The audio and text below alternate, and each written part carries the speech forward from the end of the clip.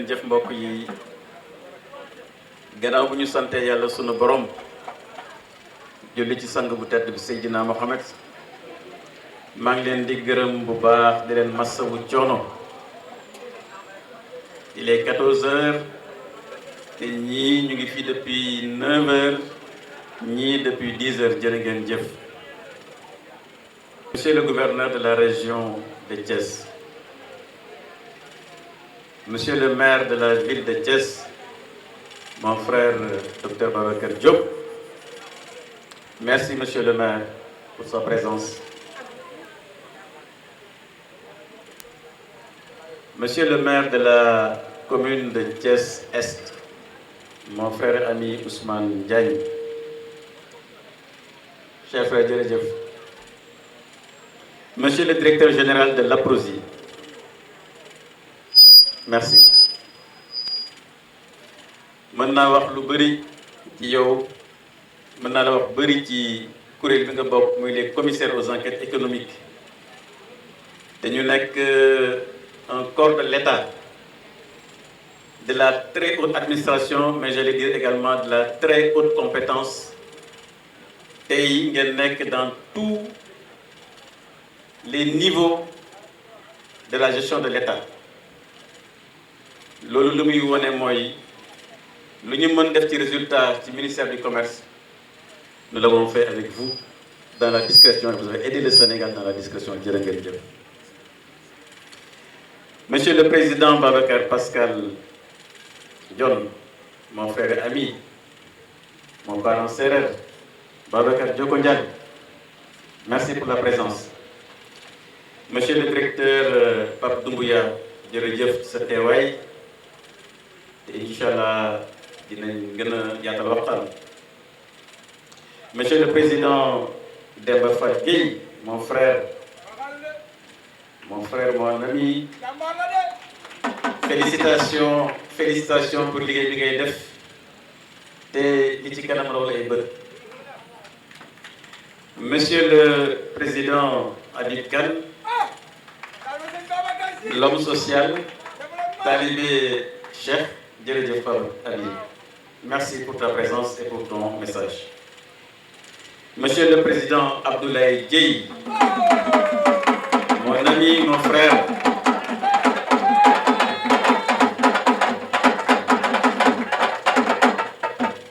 mais tu le mérites bien. Merci beaucoup Abdoulaye pour ta simplicité, pour ta franchise, pour ton amour pour ta ville de Thiès, mais également pour ta compétence. Jërëjëf.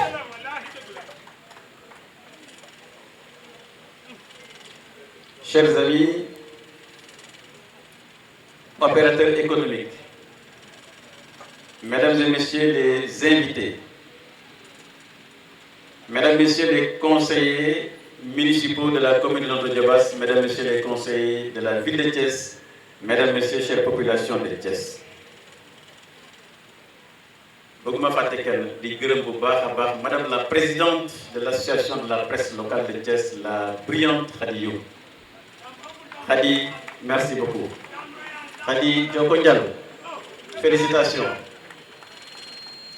Tu es digne héritier de Ndiarmay Kondio. Tu es digne héritier de Jignum Youm. Jignum Ndig Simel Falatir Moussa Tadoban. Donc xam naa jërëjëf la presse de Thiès.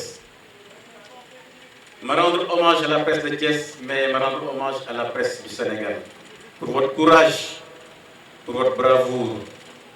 Vous travaillez parfois dans des conditions extrêmement difficiles, mais jërë ngeen jëf parce que vous êtes le quatrième pilier de la nation, le quatrième pilier du pouvoir. moo tax une presse doit être solidifiée, une presse doit être renforcée, une presse doit être encouragée, puisque sans la presse il n'y a pas de démocratie. Initiative bi ngeen jël wax dëgg si yàlla am na doon wax sànq di ma gërëm monsieur le maire de Notto Diobass, jërëjëf président Abdoul Aziz Diop.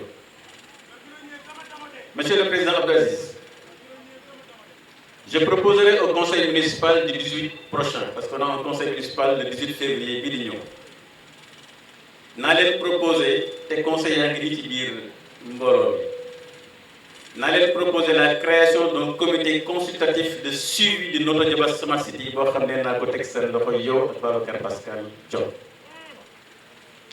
ngeen ni ñu xelal accompagner dans la transparence, dans la bonne gouvernance pour l'intérêt du Sénégal, pour l'intérêt des populations du Sénégal.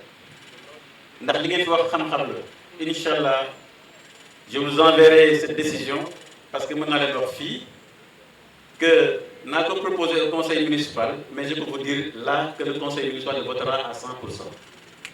ndax comme ni ko Ndeye Fatou waxee nous avons un conseil municipal boo xam ne lépp li ñu fa yóbbu dañ koy argumenté te tey li ñuy wax ci Notto Diobass Smart City wane na nekkatul un projet de la commune Notto Diobass nekkatul un projet de Thiès mais c'est un projet du Sénégal ndax bu ñu demee ba l'agence nationale chargée de la promotion des sites industriels nekk agence bu rëy a rëy ci réew mi nga xam ne bànqaas la ci gouvernement du Sénégal su demee ba saytu ko su demee ba loi des finances 2026 dugal dans la loi des finances le budget pour domaine industriel Notto Diobass waa Notto Diobass war ngeen xam ne projet bi léegi dépassé na Notto Diobass dépassé na Aliou Sarr, c'est un projet de la nation mais waa Diobass loolu la ñu bëggoon faire utile à la nation servir la nation à qui nous devons tout DG jërëjëf c'est ça le Sénégal. Le Sénégal traverse les clivages politiques. Le Sénégal doit traverser les clivages partisans, les clivages ethniques, les clivages religieux. C'est ça le Sénégal. Et chers amis, ñii toog fii tey am ngeen responsabilité Demba, Habib, Ousmane, Ablaye, Babacar, monsieur le maire, am ngeen responsabilité ndax waa Thiès sas nañ leen sasoon ngeen ci kanam waa Thiès. Et ne faites pas li ma bëggul wax. Parce que li ñu fi waxtaanee pendant 4 heures de temps mooy la création d'emplois pour la jeunesse mooy la formation professionnelle mooy la création de résidentiels pour le logement waay ban Sénégalais moo gisul boppam ci loolu ban Sénégal moo gisul boppam ci loolu kon mbokk yi sama kaddu cant la ak ngërëm ndax li ñu war a wax yëpp wax nañu ko ci Notto Diobass Smart City duma ci sore ndax li DG Aprosidi wax ñoom Ablaye Dieye wax ko ñoom Habib Kane wax ko ñoom Ousmane Diagne wax ko sur l'intercommunalité. Oui, effectivement, quand un projet dépasse le cadre du périmètre communal, il doit être porté par l'ensemble. Et l'entente de la nouvelle ville de Thiès, justement, est un cadre dans lequel nous devons justement porter le projet Notto Diobass Smart City. Monsieur le directeur général de l'APROSI, le domaine industriel pour lequel nous avons voté est de 50 hectares. Mais si vous avez besoin de 500 hectares pour un domaine industriel, Notto Diobass est prêt à vous mettre à votre disposition 500 hectares. Parce que nous visons, monsieur le directeur général de l'APROSI, le prochain pôle pétrochimique du Sénégal. Nous voulons qu'il soit ici à Thiès. Pourquoi? Parce que, chers amis, wax nañu ko Thiès, c'est la ville minière. 100 millions de tonnes de basalte. Thiès, c'est 50 millions de tonnes d'atapulgite. Thiès, c'est le pétrole de Kayar. Thiès, ce sont les cimentiers. Monsieur le directeur général de l'APROSI, soyez notre interprète auprès du gouvernement pour que le pôle pétrochimique qui va transformer la moitié des réserves prouvées en gaz du Sénégal et en pétrole soit fait ici à Thiès. Et en ce moment-là, monsieur le directeur général, le business plan de ces programmes que nous avons étudiés avec des experts nous ont montré ceci. Que le gaz du Sénégal en réserve prouvée est estimé à 1000 milliards de mètres cubes. 1000 milliards de mètres cubes. Le pétrole en réserve prouvée du Sénégal estimé à 1 milliard de barils. Disais tout à l'heure, la tépulgite à 50 millions de tonnes, le basalte à 100 millions de tonnes. Monsieur le directeur général de l'APROSI, si à Thiès, nous transformons seulement la moitié du gaz et du pétrole, nous créons 136 000 emplois.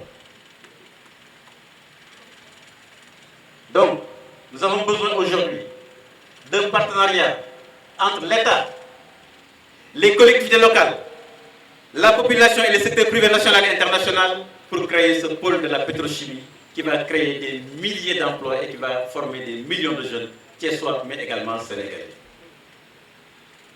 Monsieur le directeur général Laprosy, dans votre feuille de route pour les années qui viennent, inscrivez le pôle de la pétrochimie et nous serons votre avocat auprès du gouvernement et auprès de la nation. Et yemuñu foofu, monsieur le directeur général Laprosy. Nous voulons également, avec vous, avec Laprosy, avec l'État du Sénégal, installer à Thiès la plateforme industrielle qui transforme la tépulgite, qui transforme le zircon de Mboro, parce qu'il n'est pas acceptable qu'en permanence que Thiès se mette à exporter des produits de base. Notre atépulgite ne doit pas être transporté dans des bateaux à l'étranger pour être transformé. Chers amis, le zircon de Mboro doit être transformé ici. Je salue les partenaires de Laprosy. Monsieur le directeur général, je suis persuadé que son prénom c'est comment?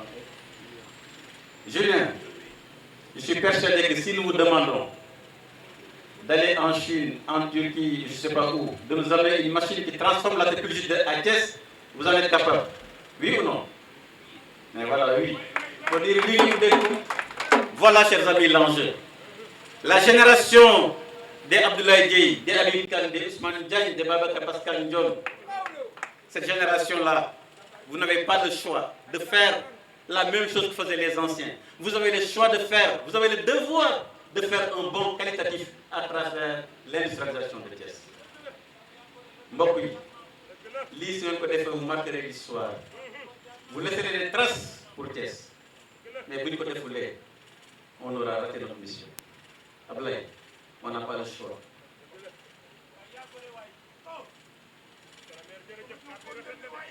La formation des jeunes. Bu ñu nee am nañu basalte, am nañu atépulgite, am nañu pétrole, am nañu gaz, am nañu pêche, am nañu mbéy. Mais métiers yooyu yëpp bu ñu taxawalee un programme de formation dans les 15 communes département de Thiès, dans les 53 communes de la région de Thiès. waay ñaata jeunes la ñuy former, ça sera des millions de jeunes thiessois, des millions de jeunes sénégalais. Loolu mën na nekk amunte nekk. Loolu bu mu nekk nag def ko ci des. Naka lañ koy defee moo ñuy yor ndombo tànk ci gox-goxaat yi nañu ànd ak état ànd ak le secteur privé pour mettre en place ce programme-là. Rien que ce programme-là, tout ce programme-là, et vous allez voir que vous allez transformer Thiès. Mbokk yi fii laa waxoon lay yemal sama kàddu du ma wax ci notre débat Smart City di leen gërëm bu baax Khady Youm di gërëm la presse. Vraiment lii da ngeen kaa war a annualiser pour que chaque année ngeen permettre les politiques, le secteur privé, l'État daje ensemble discuter des projets de l'État. Maa ngi leen di gërëm di leen sant di wax asalaamaaleykum wa rahmatullahi wa barakatuh.